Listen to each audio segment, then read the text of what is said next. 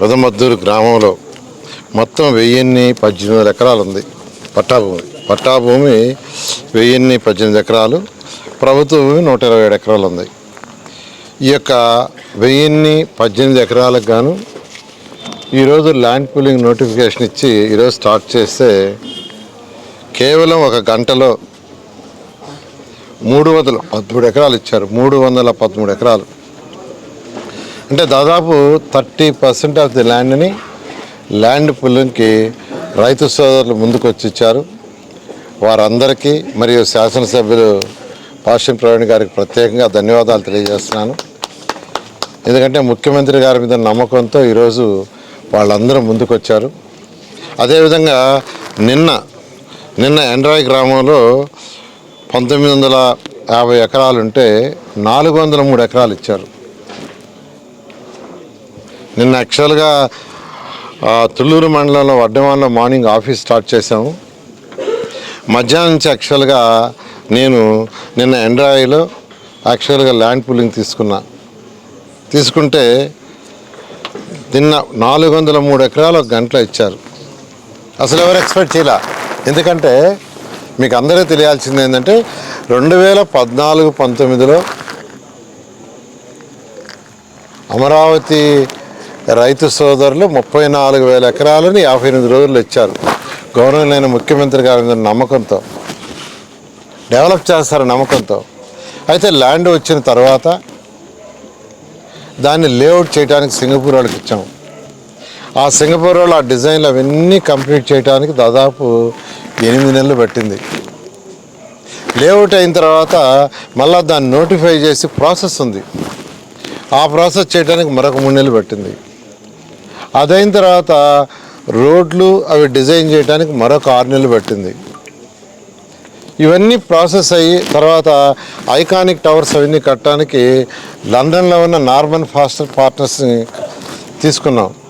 వాళ్ళు ప్రపంచంలో టాప్ 5లో ఒకరు. ఇవన్నీ ప్రాసెస్కి 2017 చివరైంది. అమరావతి క్యాపిటల్ సిటీలో 2015 జనవరి 1 నోటిఫికేషన్ ఇస్తే 2017 చివరికి యాక్చువల్గా టెండర్లు 48,000 పిలవటం, 9,000 కోట్ల రూపాయలు ఖర్చు పెట్టడం జరిగింది. అయితే ఇదంతా కేవలం ఎలక్షన్స్కి ముందు 1 ఇయర్లో జరిగింది. మరొక 2 సంవత్సరాలు కంటిన్యూ అయింటే అమరావతి రాజధాని అప్పుడే అయిపోయింది.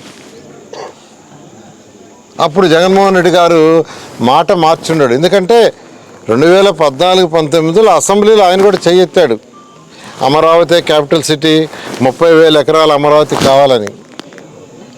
కానీ ఎలక్షన్స్ అయిపోయి ప్రభుత్వం మారంగానే మాట మార్చి 3 ముక్కలు ఆటాడాడు.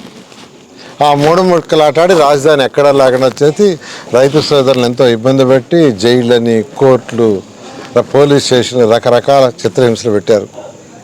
అయితే గౌరవనీయ మా ముఖ్యమంత్రి గారు ఒక మాట చెప్పారు, ప్రభుత్వం రాగానే ఎన్డీఏ ప్రభుత్వం రాగానే వెంటనే అమరావతి టేకప్ చేస్తానని.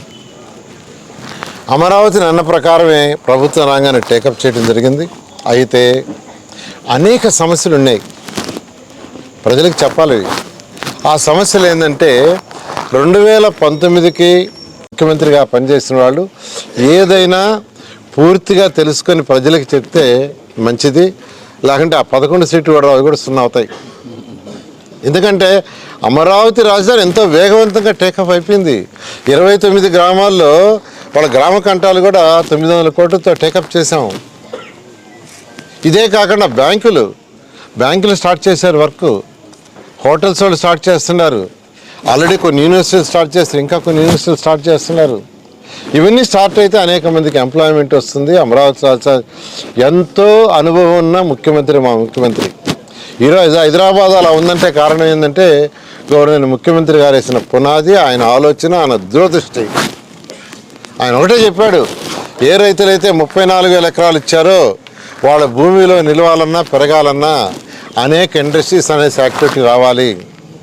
ఆ రోజు నేషనల్ గేమ్స్ హైదరాబాద్లో కానీ చేయకుండా ఉండుంటే ఈరోజు హైదరాబాద్లో ఆ స్పోర్ట్స్ అన్నీ ఉండే కాదు, అన్ని స్టేడియంస్ ఉండే కాదు, అన్ని బిల్డింగ్స్ ఉండే కాదు. ఇంటర్నేషనల్ ఎయిర్పోర్ట్ కానీ కట్టకుండా ఉంటే శంషాబాదు ఇప్పుడు దిగే ఫ్లైట్లలో 5% ఫ్లైట్లు కూడా దిగవు. విదేశాల నుంచి ఎవరు రారు. రేపు విదేశాల నుంచి అమరావతికి రావాలంటే ఇక్కడ ఇంటర్నేషనల్ ఎయిర్పోర్ట్ ఉండాలా. ఇంటర్నేషనల్ ఎయిర్పోర్ట్ అంటే ఇప్పుడు ఉండే చాలదు. ఆయన దాదాపు 100 సంవత్సరాలు దృష్టిలో పెట్టుకొని ముఖ్యమంత్రి గారు ఆలోచిస్తున్నారు. ఒకటే చెప్పారు, నాకు ఒకటే చెప్పారు, నారాయణ 100 సంవత్సరాలు కాదు, నువ్వు 200 సంవత్సరాలు ఆలోచించాలా. 200 సంవత్సరాలకి ఎలా ఉంటుందో. హైదరాబాదు దాదాపు 40 ఏళ్ల క్రితం డెవలప్ చేశారు ముఖ్యమంత్రి గారు వేసిన పునాది. ఈరోజు డెవలప్ అయింది, ఇంకా డెవలప్ అవుతుంది. కాబట్టి ఈ అమరావతి రాజధాని ఏదైతే ముఖ్యమంత్రి గారు నాకు ఒక బాధ్యత ఇచ్చారు మంత్రిగా, ప్రపంచంలో ఉన్న టాప్ 5 సిటీస్లో ఇదొక సిటీ కావాలని ఈరోజు వారు ఏదైతే చెప్పారో వారి సలహాల ప్రకారం రెగ్యులర్గా తీసుకుంటూ అథారిటీలో డిస్కస్ చేసి ముందుకు పోతున్నాం. రైతు సోదరులందరికీ నేను చెప్తున్నాను, అంతకుముందు ఇచ్చిన 34,000 ఇచ్చిన రైతు సోదరులకైనా ఇప్పుడు ఇచ్చే రైతులకైనా 2 నెలలకు ఒకసారి ఖచ్చితంగా మీ గ్రామంకి మీ శాసనసభ్యులతో వస్తాను, నేను డిస్కస్ చేస్తాను.